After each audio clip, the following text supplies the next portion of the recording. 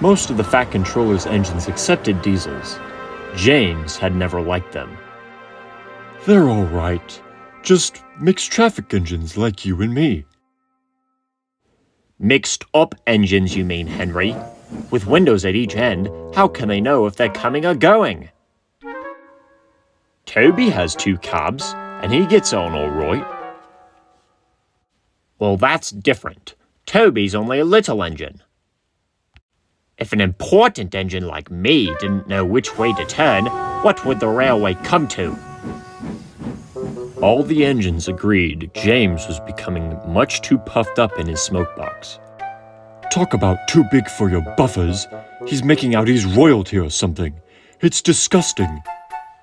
I once knew an engine called King James in the old days at Paddington.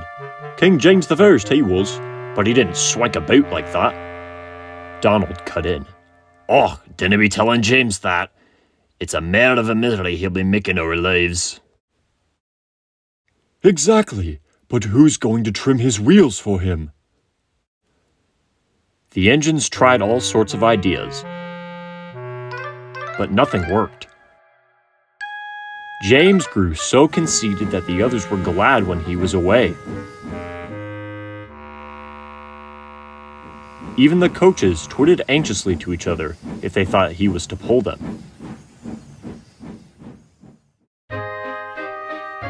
One day, James came to the shed, fuming with rage.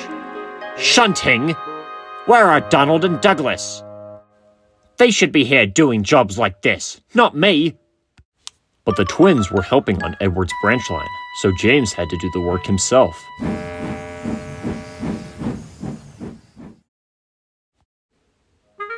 James's train had a long truck called a well wagon. These have bogie wheels at each end, with a low section between them. They are used to carry cars, tractors, and other heavy machinery. The shunting should have been easy, but James was cross and bumped the trucks. "Oh, oh, oh, oh, oh!" they cried. Some of them slipped their brakes on to spite James. The weather was damp and misty too, so the shunting took a long time. At last, James only had 2 trucks to fetch before his train was ready. Because of the mist, the signalmen sometimes found it hard to see what was happening. James's driver told him that James would whistle when they had collected all the trucks and were clear of the points. They had almost finished when suddenly James heard a sharp peep peep from another engine close by. The signalman heard it too. He thought it was James saying he was ready. He pulled the lever, setting the points to the main line. But James wasn't ready. The points changed when the well wagon was halfway over them.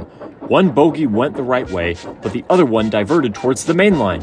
Before James realized it, the truck was traveling sideways between the 2 lines. A signal stood right in its path. "Stop!" squealed the truck, but it was too late.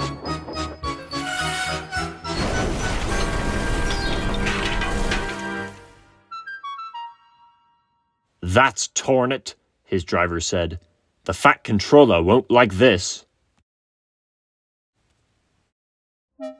And he didn't. He spoke severely about it.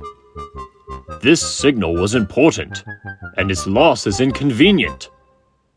James knew that the accident was not his fault, but he was unusually quiet in the shed that evening.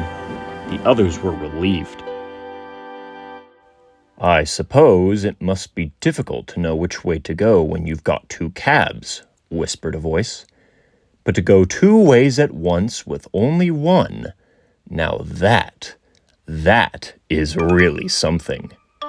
James pretended he hadn't heard.